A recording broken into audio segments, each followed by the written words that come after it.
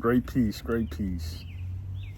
I was just looking at the Hotep Jesus video, right? Like I got a lot of respect for Hotep Jesus, man. Um, and Uncle Hotep. Um, I think they from like I don't know if they from the East Coast for sure. I know their people are right. When you look at Hotep Jesus, he could be like around New York somewhere, but I just think, right, when I look at people and I see like I try to see like where they're from, you know what I mean? Like I try to study the face, the profile. Um, but I noticed like with Hotep Jesus, right, he looks like, the original Etruscans. You know what I mean? He has the V shape, like I was looking, I was like, he gotta be like, Afro Russian. You know what I mean? Like, I was like, you gotta be like an Afro Russian. And I just made the joke. I was like, how that go to the Vernon Hoteps. You know what I mean? Like, it's funny to me, like, because like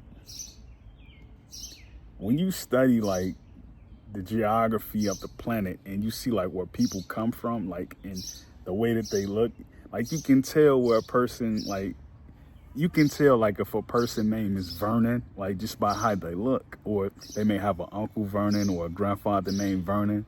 Like you can tell, you know what I mean? So like I remember when I used to like grow up, right? And I went to this school on the south side of Chicago, and I was around like, I want to say fifth grade around the time, sixth grade, school, right? And I noticed like the people who were in class with me, they all looked like they had a different origin of around the world, but you could tell like they were African American, right? Low income community, south side of Chicago, store, Walmart, restaurant, Harold's. Like you get it, right? Everybody's African American. But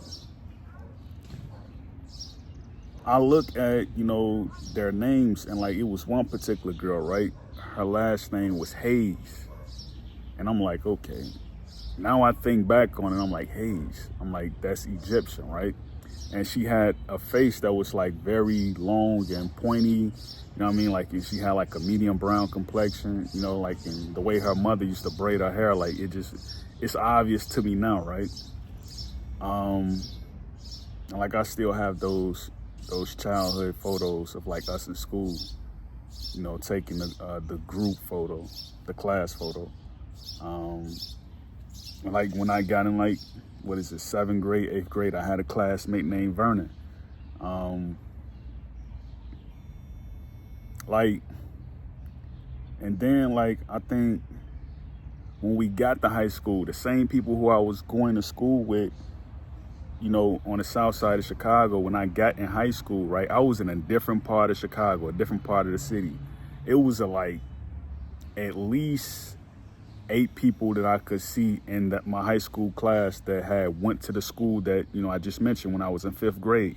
Like it was like eight of them. Like we in a different part of the city. You know what I mean? Like it just makes sense. Like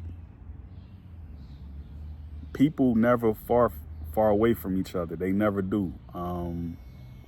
So you got to think like how long we've been on this planet. And you also got to think like how, people create their oral stories, their creation stories, their totem beliefs, their initiation rites, like all of this, like their traditions, all of this, right?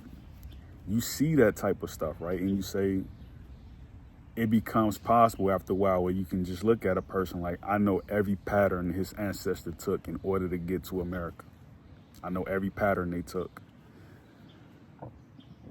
Bypassing counties, living and staying in counties, I know every path, and that's how people have to be when they see people, so they can discern from, is this actually happening? You know what I mean? So we all in this portal together, and we have to decipher things, That's a part of the 9 ether law.